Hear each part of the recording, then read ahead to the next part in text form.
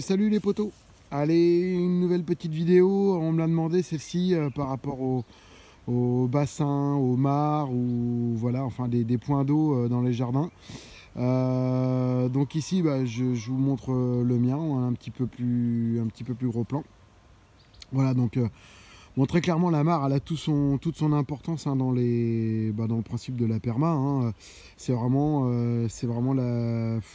j'ai envie de dire l'élément idéal pour la création d'un petit écosystème résilient qu'on pourrait avoir chez soi. Voilà, c'est relativement simple à faire, à mettre en œuvre.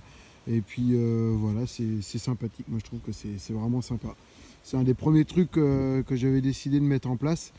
Et puis voilà, enfin, j'en suis bien content. Et puis ça fait ses preuves bien rapidement. Il y a toujours effectivement ce risque avec des enfants en bas âge, être attirés par l'eau, tomber dedans, etc. Donc là, peut-être plus à vous de maîtriser ces paramètres-là. Est-ce que c'est une marque qui peut être accessible pour les enfants ou pas? Enfin, voilà, ça je vous laisse maîtriser la chose de votre côté. Alors il y a beaucoup de vent, c'est pas un temps agréable, mais on va faire avec. Voilà, donc l'eau c'est la vie.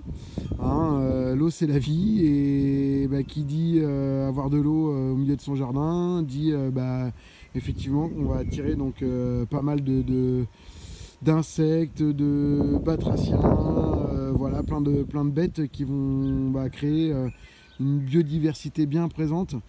Et voilà quoi, ça va en tout cas de ramener de l'eau dans le jardin, enfin où vous voulez, ça va effectivement au moins favoriser leur implantation quoi, à tous ces auxiliaires, j'ai envie de dire, parce que très vite ils vont pouvoir devenir des auxiliaires de jardin quoi. Voilà, donc en fait, pourquoi on fait une mare? On veut tout simplement améliorer notre biodiversité. On veut créer des microclimats. Ça c'est assez simple.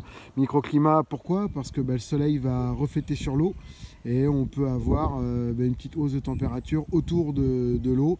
Alors des fois peut-être 1 ou 2 degrés. Si c'est à un endroit qui prend peu le vent et donc va être enclavé, vous allez vraiment pouvoir réchauffer un milieu.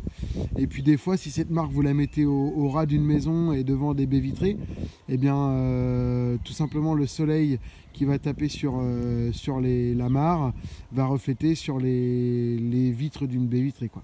Voilà. Donc après la création d'un microclimat, on va avoir un point d'eau bien sûr pour tous les insectes qui vont venir pouvoir se délecter de ce doux breuvage qui est l'eau. Voilà, donc c'est pour ça que moi vous retrouvez. Alors c'était la combinaison que j'ai fait, mais j'ai mis mon hôtel à insectes vraiment en fait au ras de la mare, pour pouvoir tout simplement leur donner à proximité lorsqu'ils s'approchent de l'hôtel à insectes, tous ces petits insectes, avoir la proximité d'eau et donc de la mare. Voilà. Alors comment j'ai fait ça? C'est assez simple. J'ai pris mon courage à deux mains, je me le suis envoyé donc au pic, à la pioche, à la pelle. Voilà. J'ai la terre que j'ai retirée donc de l'ensemble de la mare. Je l'ai placée sur les buts du fond. Les deux buts du fond, c'est la terre qu'il y avait dans la mare. Voilà, donc on creuse. On fait différents étages. J'ai la pluie qui est avec moi, c'est pas sympa. Donc ici, moi je sais que j'ai un premier étage, je dois avoir à peu près 30 cm d'eau. Et sur l'autre partie, je vais avoir 70 cm d'eau, un petit peu plus haut que le genou. Donc voilà, je vous expliquerai pourquoi on fait des étages, ça c'est mon petit pense-bête, dans une mare. Une fois qu'on a creusé, qu'on a tout décaissé, qu'on a enlevé les pierres qui pouvaient être gênantes, etc. Moi je vous conseille de mettre un petit lit de sable. 1 ou 2 cm de sable, ça peut protéger pour la perforation, parce que moi en fait j'ai mis un géotextile dans le fond. Vous pouvez mettre à la place un vieux tapis ou des choses comme ça, ça va protéger. Et par dessus ça j'ai mis un liner, des liners qui sont exprès pour les mares et des choses comme ça. On est d'accord que ma mare elle se remplit par moi-même ou tout simplement par la pluie. Je n'ai pas un apport d'eau de pluie, de gouttière qui viendra alimenter ma mare pour la remplir à nouveau. Donc fin d'été, quand elle est bien basse, je fais un réapport d'eau par le biais de mes cuves de récupération d'eau. Hein, je ramène ça dans le bassin et je vous dis l'eau de pluie comme en ce moment qui tombe dedans. Voilà. Moi j'ai pas de gouttière qui tombe direct, hein, je me répète, mais voilà. Donc il y a une autre technique pour faire des mares, hein. Si vous mettez pas de liner, eh bien c'est parce que vous avez une zone ultra argileuse, et donc une fois que vous allez creuser, et si vous avez vraiment présence d'argile, eh bien vous allez pouvoir tasser à fond le fond de votre mare, et c'est ce qui fera tout simplement l'étanchéité quoi de la mare. Voilà. Donc ça c'est un petit peu pour sa création. Je vais me décaler si vous voulez voir un autre point de vue. Voilà, donc je vais vous montrer des petits schémas pour expliquer un petit peu comment je l'ai creusé et comment on l'aménage. Mais voilà, grosso modo, moi j'ai pas voulu faire un truc compliqué. La bâche, je l'ai ramenée sur les bords. Quand je l'ai mise en eau, cette mare, eh bien j'avais pour idée de placer des plantes aquatiques. Donc j'en ai mis quelques-unes. Donc là on va retrouver des iris des marais. À côté, ça de mémoire, je regarde ma petite feuille parce que j'ai plus le nom en tête. C'est des equisetum. J'ai aussi, alors là ils commencent juste à pointer le bout de leur nez parce qu'on est au printemps, donc là j'ai des nénuphars de haut, hein, là aussi, donc moi qui me font des fleurs blanches roses. Et puis ici j'ai récupéré aussi une plante que j'ai pas retrouvée en termes de nom, je vais pas vous le donner, ça fait des longues tiges et des grandes feuilles. Au bout des tiges j'ai des fleurs violettes, on pourrait dire que c'est enfin, ça fait un petit peu je sais même pas comment vous l'expliquer parce que j'ai pas retrouvé. À côté, faut pas vous méprendre, c'est de l'osier, hein, de l'osier que j'ai mis là. Ça, je vais très prochainement vous faire une vidéo là-dessus pour vous expliquer le principe. Mais c'est de l'osier qui est juste à tremper dans l'eau, quoi. Hein, je vais bientôt le ressortir. Donc voilà ma mare, comment j'ai fait. Je vais vraiment vous faire des petits croquis pour vous dire comment j'ai creusé ça, comment je l'ai aménagé. Ça, il n'y a pas de problème.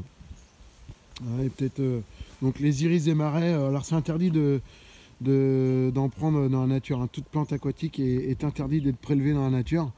Moi c'est mon père qui me l'avait donné, c'était un double qu'il avait dans un bassin. À côté ça fait une sorte de bambou là, le equisetum là, une sorte de petit bambou. Puis voilà, les nénuphars c'est que le début, mais bon ça va vraiment, ils vont vraiment, là on en voit qui apparaissent, et puis j'en ai déjà un petit peu plus là, voilà. Poisson, là on voit, j'ai une carpe koi ici, vous voyez une légère masse orange. J'en avais mis deux, elle faisait à peine 10 cm. Aujourd'hui celle-ci en fait 30, et l'autre je pense que mon chat l'a avalé. Voilà. Prévoir aussi peut-être un débordement de bassin. Moi je sais que ça déborde systématiquement derrière ces plantes aquatiques là, et l'eau vient drainer en fait ma haie d'osier tressé. Pareil, ça je vous ferai un jour une vidéo là-dessus. Donc et du coup ça demande beaucoup d'eau, et donc le débordement se fait tout le long. J'ai une légère pente, et donc l'eau vient couler tout le long, et donc fait un apport en flotte voilà pour mes saules. Voilà grosso modo en image. Autour, n'hésitez pas, ça peut être un hôtel à insectes, hein, pour créer de la biodiversité, mais ça peut être aussi d'autres choses. Ça peut être par exemple, ça peut être donc des tas de pierres sèches pour amener tout ce qui est lézards, et que les escargots se cachent, enfin ça peut être plein de choses comme ça. Ou comme eh bien des tas de bois morts comme ça, laissés à l'abandon, où tous les insectes vont pouvoir aussi venir se cacher à l'intérieur. Mais ça peut être des choses beaucoup plus simples, comme je vous ai montré l'autre jour. laisser donc des parties non tondues et des parties donc d'herbe haute pour que là aussi la biodiversité puisse venir se cacher. Donc voilà, plein de possibilités, mais l'idée est de développer très clairement votre biodiversité au jardin et donc de vous créer un écosystème assez facilement. Et très clairement, eh bien la mare, pour ça, c'est assez génial. Parce que moi, aller en 3 mois après la création et la mise en eau de la mare, eh bien, j'avais déjà des araignées d'eau, des ditiques, ensuite grenouilles très rapidement. Voilà, ça amène vraiment plein de choses.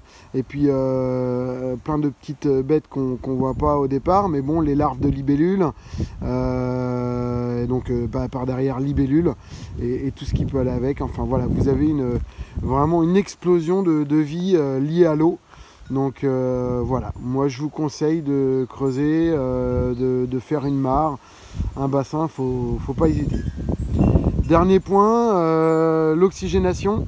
Il y en a plein qui vont vous en parler. Une mare, il faut tout le temps qu'il y ait un mouvement d'eau, une cascade ou des choses comme ça. Moi franchement, j'en ai pas vu l'importance. À partir du moment où on met des plantes aquatiques, c'est elles qui vont faire le travail. Elles vont filtrer, oxygéner l'eau. Vous n'avez pas forcément besoin d'avoir un mouvement d'eau avec une pompe, etc., qui complique tout de suite les choses. Franchement, c'est vraiment pas nécessaire. Dernier point, ces plantes-là permettront aussi de nourrir vos poissons si vous en mettez. Moi, je sais que jamais j'ai donné à manger à mes poissons.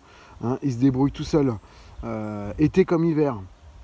D'ailleurs, j'en reviens à un petit point, la profondeur du bassin est liée aussi si vous mettez des poissons. Très clairement en hiver, si vous n'avez pas assez de profondeur pour que les poissons puissent se réfugier au fond du bassin, ils ne vont pas aimer. Hein. Imaginez le bassin gèle sur les 3 premiers centimètres. Il leur faut une eau un petit peu plus chaude et donc pouvoir descendre en fond de bassin pour voilà, avoir une température d'eau un petit peu plus supportable, quoi. Voilà. Donc pas nécessairement hein, donc, de pompe pour oxygéner l'eau, quoi. Voilà. Eh bien écoutez, je pense que je vous ai fait un petit débrief assez sympa sur les mares et les bassins dans un jardin. Un petit croquis derrière tout ça, et puis voilà. Allez, donc nous voilà à l'abri du vent, hein, ça va être plus simple, je suis au bureau. Et donc pour vous expliquer donc, comment j'ai réalisé mon bassin, hein, celui que je vous ai montré. Donc en noir, la grosse ligne noire, vous allez avoir en fait tout simplement le bassin lui-même, comment moi je l'ai creusé, hein, comment j'ai pu le réaliser. À droite et gauche, hein, en noir, tout simplement ces petits traits verticaux, j'ai représenté le gazon. Hein, c'est mon gazon, c'est la bordure du bassin. J'ai commencé donc à décaisser uniquement à partir d'ici, en créant un premier étage, puis donc un deuxième étage. Le trait orange, la ligne orange du fond, va tout simplement être le géotextile que j'ai placé dans le fond du bassin. Donc bien sûr, c'est lui qui va faire une protection entre le fond, le sol en lui-même du bassin, le fond du bassin, avec mon liner. Donc en orange, le géotextile placé donc tout au fond du bassin. La ligne juste au-dessus, donc la ligne verte qui est juste ici, donc elle va tout simplement représenter donc mon liner. Donc mon géotextile et mon liner, je les ai fait remonter donc de chaque côté donc de mes bordures, et donc ça c'est au moment de la mise en place. Ne cherchez pas à bien placer le liner, ça ne sert à rien. C'est-à-dire vous avez mis votre géotextile au fond, le liner, vous le tendez à 2 personnes au-dessus du bassin, toc, vous le posez comme ça par-dessus, il se met comme il a envie de se mettre, et vous remplissez. C'est le remplissage du bassin avec tout simplement la pression de l'eau qui va venir vraiment pousser le liner bien dans les angles ici, ou venir épouser les angles dans l'autre sens, comme là donc celui de la marche. Bien sûr, ne faites pas des angles droits. hein, privilégiez des angles arrondis lorsque vous allez creuser tout ça. Pareil, évitez de laisser, comme ici je l'ai présenté, des petits cailloux qui pourraient venir percer donc, le liner. Moi, je sais que je ne l'ai pas fait, j'étais pas embêté avec des pierres, mais comme je vous disais tout à l'heure dehors, vous pouvez très bien mettre un lit de sable donc entre le fond du bassin et votre géotextile à une hauteur de 1 ou 2 cm. Ça ne mange pas de pain, ça protégera encore plus votre liner, quoi. Voilà. Donc toujours mes 2 hauteurs, tout simplement pour pouvoir avoir donc, des niveaux différents pour des plantes aquatiques différentes qui ne supporteraient pas la même ligne d'eau. Donc voilà, moi je sais que, admettons dans le mien, j'ai mis donc tout à l'heure les iris d'eau et les petits bambous d'eau sur la partie haute, et sur la partie basse, admettons, j'ai mis mes nénuphars. Voilà, ou au moins une variété de nénuphars. Donc voilà pour ces différents niveaux. Et puis donc à côté, je vous ai fait un joli petit poisson. Et ce petit poisson, c'est pour bien comprendre que lui va aimer aller parfois au fond. Donc là, j'ai tout simplement une ligne d'eau d'environ 70-80 cm. Donc en été, ça va lui permettre de descendre chercher de l'eau plus fraîche dans le fond du bassin à mon petit poisson. Et en hiver, c'est l'inverse, d'aller chercher de l'eau un peu plus chaude dans le fond du bassin. Voilà. Sur l'autre niveau, moi en l'occurrence, de mémoire, je crois que j'avais 25 cm. Voilà. Donc à vous d'imaginer votre profondeur, ce que vous avez besoin, pourquoi pas faire plus profond. On peut faire plus profond, très grand diamètre, mettre des plantes et tout simplement avoir, j'ai envie de dire, presque une piscine naturelle. Hein. Vos plantes filtrent votre eau, vous gardez un petit coin pour vous baigner, c'est tout à fait possible. La seule chose où il faudra vraiment faire attention, ce sera cette notion de petits cailloux qui peuvent rester dans le fond et donc si vous marchez dessus, percer encore plus facilement votre géotextile. Voilà. Donc ça, c'est ce que moi j'ai fait. Maintenant, j'aurais fait honnêtement 2 améliorations à apporter. La première, c'est que vu que j'ai laissé mon géotextile ici, venir sur ma berge, j'ai été obligé pour cacher plutôt le liner, parce qu'il est par-dessus le géotextile, j'ai été obligé de mettre soit effectivement des grosses pierres pour cacher donc ce liner, donc des amas de pierres, ou de l'autre côté, vous avez pu voir, j'ai mis des bûches de bois. Plusieurs bûches de bois pour venir cacher tout ça, quoi. Voilà. Donc, j'aurais su, je ne l'aurais pas fait comme ça. J'ai rebouché ça parce qu'il marche mal. Je l'aurais fait différemment. Je l'aurais fait ainsi. Si je reproduis mon bassin. Hop là. Pas évident de tenir la feuille en même temps. J'aurais refait un petit décaissement d'une bande d'herbe supplémentaire. Donc si là j'ai mon gazon comme au-dessus, j'aurais prévu tout simplement donc là mon géotextile et liner, je vais faire qu'un trait qui représente les deux, mais donc quand je les aurai donc admettons placés comme ça, alors je tiens la feuille, hop là. Donc en mettant mon géotextile et mon liner, voilà, je les aurais laissés ainsi pour que tout simplement pour arriver à bien les cacher, j'aurais découpé ici au préalable une bande de gazon tout autour de mon bassin et donc je l'aurais tout simplement remise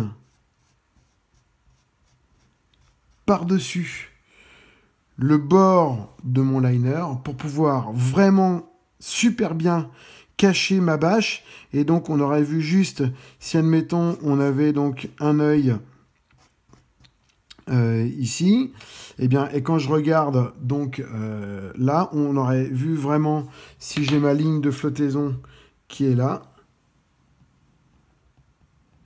eh ben, on aurait vraiment à peine vu la bâche, puisque vraiment au niveau de l'eau, elle serait rentrée directement en fait sous cette bande de gazon que j'aurais replaquée.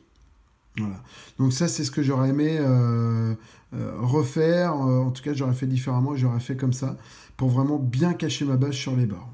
Voilà. Et puis le deuxième point, c'est plus ici, où sur le bord, peut-être au lieu de remonter comme ça, donc si là, effectivement, je remettais comme l'autre côté ma bande de gazon, c'était peut-être histoire de trouver un système où au lieu ici d'avoir une remontée abrupte, eh bien peut-être plutôt, si je refais le fond du bassin à ce niveau-là, plutôt de faire un pan incliné.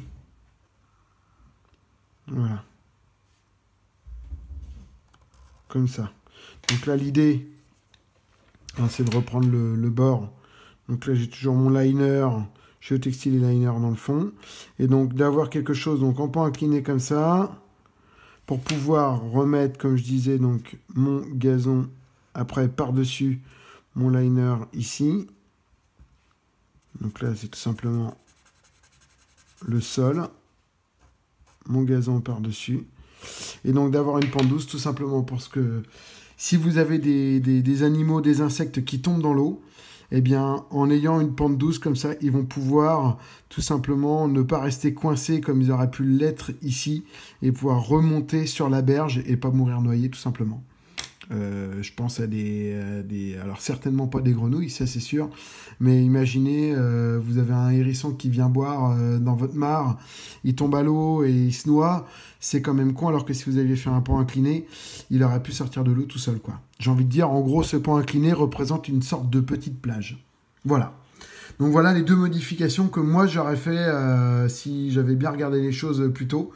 Donc ça peut être un gros point pour vous parce que d'avoir ces éléments-là et si vous le faites, eh bien de pas se craquer. Voilà. S'il y a des questions, n'hésitez pas. Franchement, vous les mettez dans les commentaires de la vidéo, je les verrai, donc il n'y a pas de souci. Et puis je vous fais des bisous et à plus tard les potos. Allez, salut!